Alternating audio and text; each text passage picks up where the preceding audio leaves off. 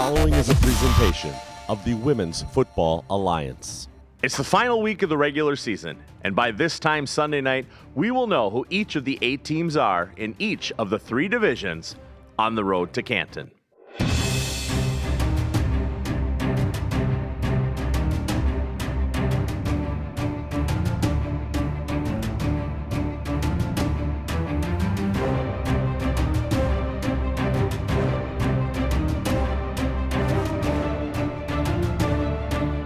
Welcome to the Road to Canton. I'm your host, Brian Sweeney, the voice of the Women's Football Alliance Pro Division National Championship game.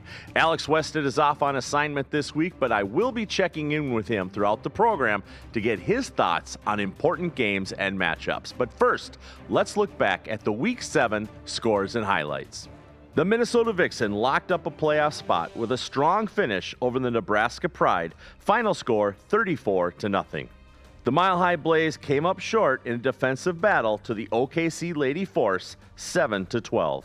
The Dallas Elite Mustangs doubled their wins for the season with a 26-3 victory over the Austin Outlaws. And in pro versus pro games, in a game that was originally set as a game of the week, the Tampa Bay Inferno kept themselves in the playoff race with a 21-0 win over the Alabama Fire. And in our first game of the week, with the ever-important playoff push, the Boston Renegades at Pittsburgh Passion was flexed and became the first game of the week. This game came down to the wire when the Passion intercepted the ball on 4th down to secure the win 26-21. I asked Alex if the flexing of this game made sense to him and what he thought of the outcome. Brian, this was one of the most important games in the WFA's history, and certainly the course of action for it over the last couple of years. Pittsburgh getting this win, 26-21, opens up the playoff field for the rest of the league, where you have an actual opportunity now to look at not just the Boston Renegades, but the National Conference as a whole, and finally say that it's open for discussion. We've been saying over the last 3 years of doing this Road to Canton show that the Boston Renegades have been the team to beat. Well, guess what?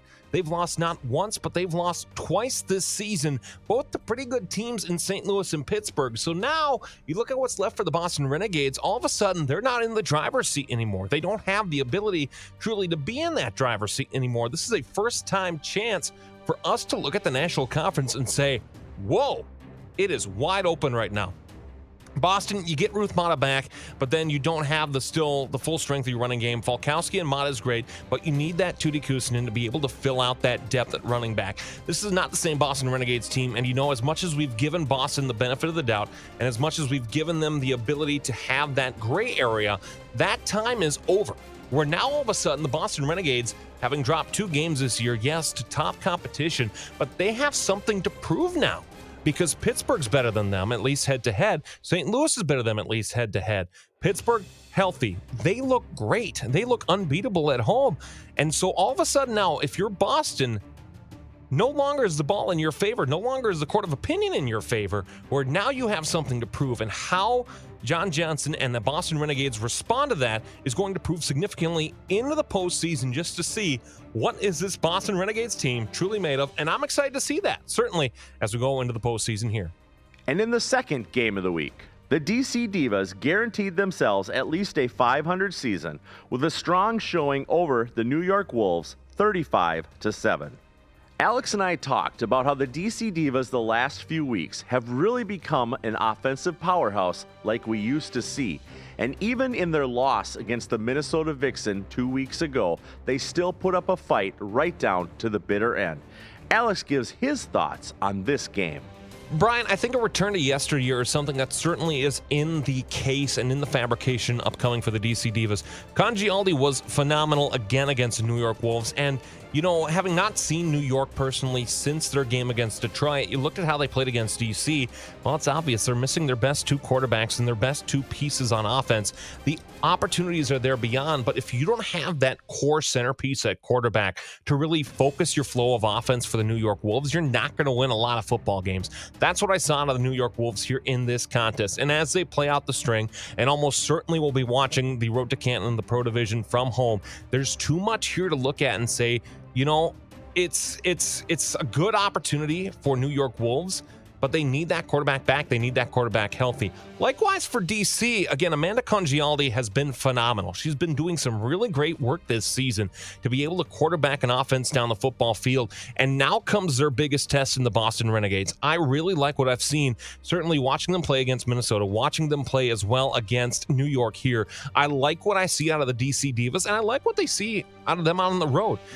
Depending on whatever happens this week at Boston, that opens up the opportunity for a lot of other good things to happen. And so my question here becomes, how important is this game against New York? And more importantly, how important is this game later on against the DC Divas and the Boston Renegades? Because that really, all of a sudden, that's a game that's up for home field advantage in the opening round. And I'm very excited and very eager to see just what happens in Week 8.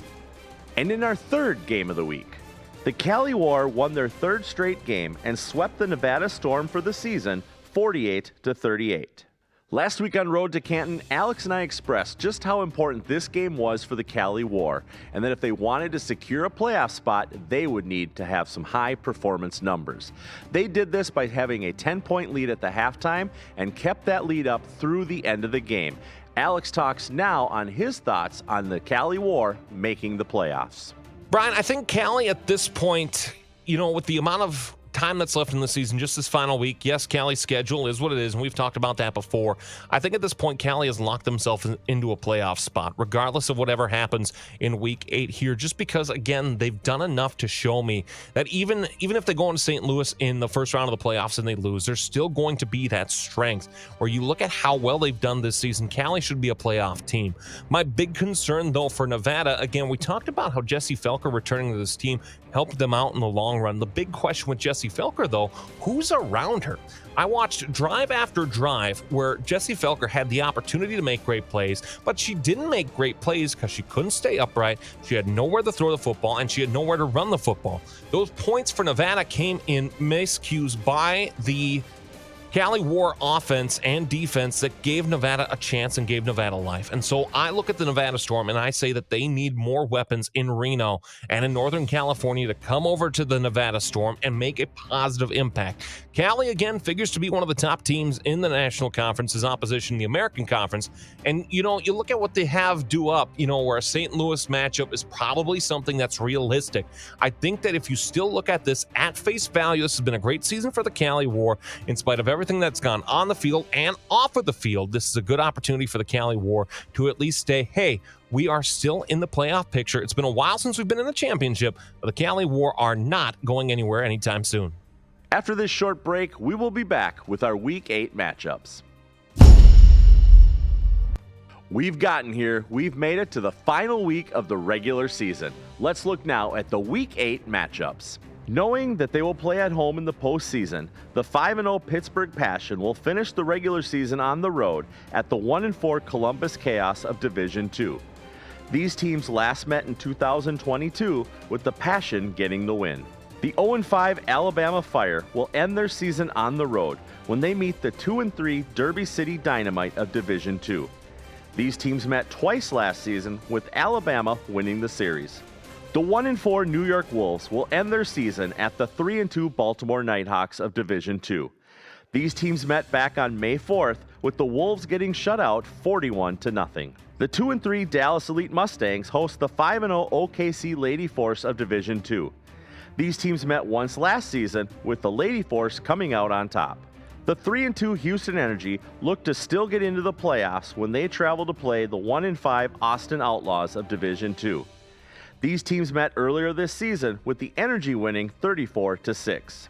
The 3-2 Mile High Blaze will visit the 4-1 Nebraska Pride of Division II. The 1-4 Nevada Storm will end their season at the 2-3 Central Valley Chaos of Division III. The 4-1 Cali War are on the road again, this time to play the 3-2 Arizona Outcast of Division III. These teams last met in 22, with Cali getting the win. Tampa Bay is on a bye, while they will wait to see their playoff fate. And in pro versus pro games,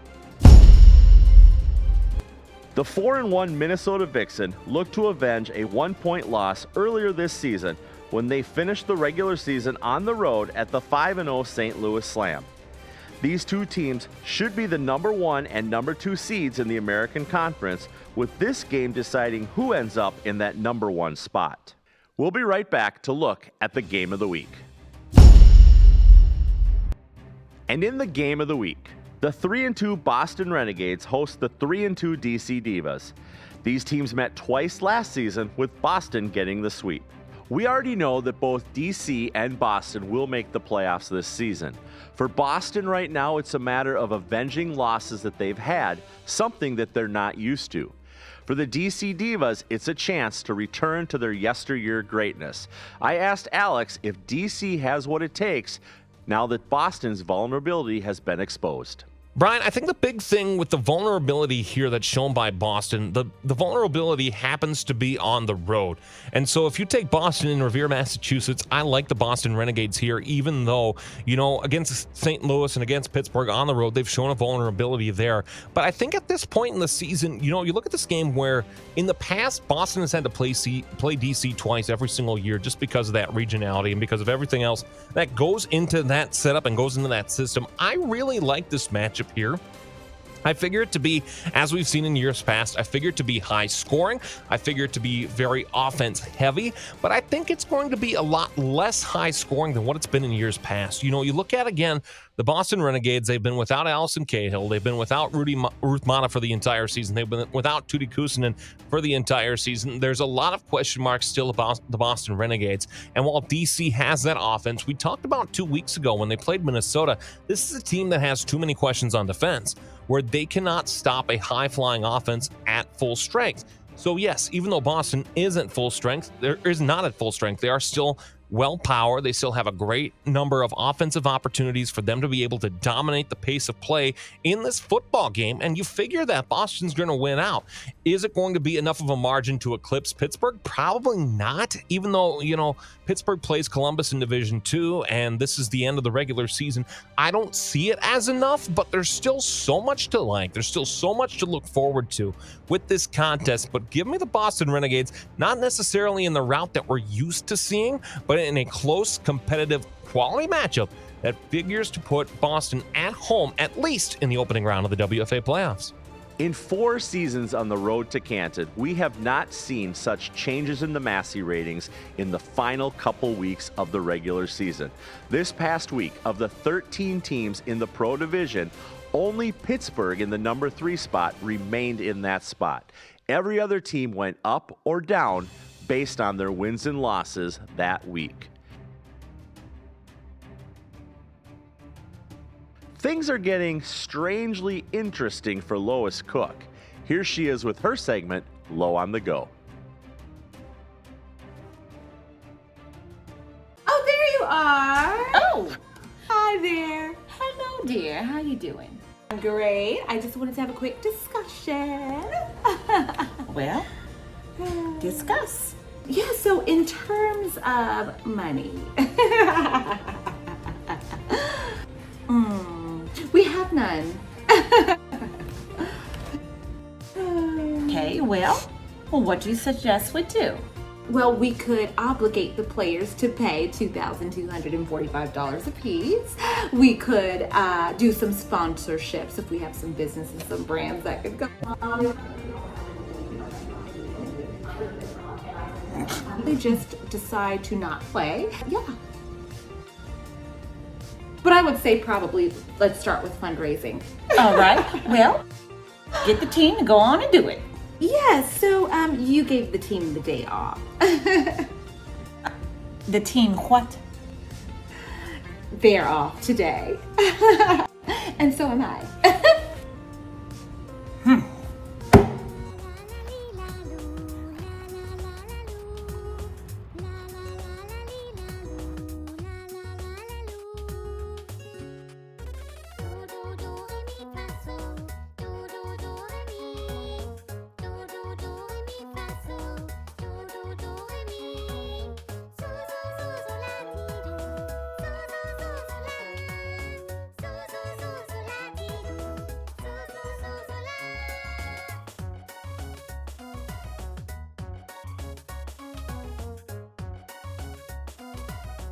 Okay, Terrence, get the car now. Get the car. Come. The car is coming. Get the car now.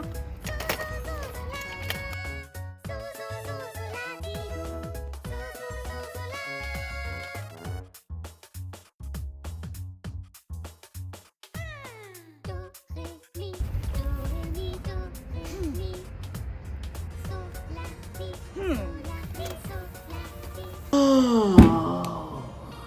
Hi there, you're back. Oh. Yes, dear. Yes, dear. Let me put the hat on. The hair might be a little bit. Oh, all right. Yes, I did. So how much did you make? Yes, $2.53. Yes, here you are. Oh, wait a minute. That's not a dime. That's a nickel. $2 and 1, 2, 3, 4. Okay, 53, 50. Was it 42, 40? 52, 53. Wait a minute. We'll go backwards. 53, 54, 55, 56, 57. No. 48, 40. I went the wrong way. Wait a minute. 53. Okay, 50, 51. 50. It's 50. 48 to 48. $2.48. Okay. There you are. Here, take that. Okay. All right then. Oh. I missed a quarter.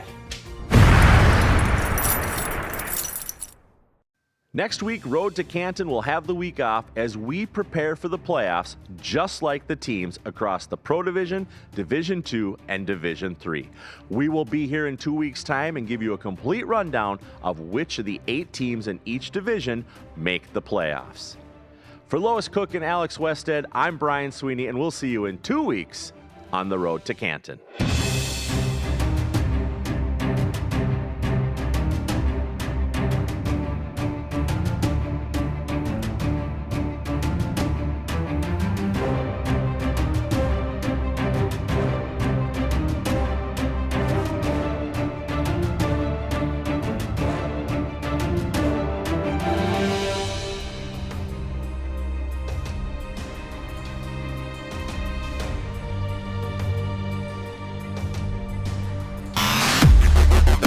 Thank you for watching the preceding presentation from the Women's Football Alliance.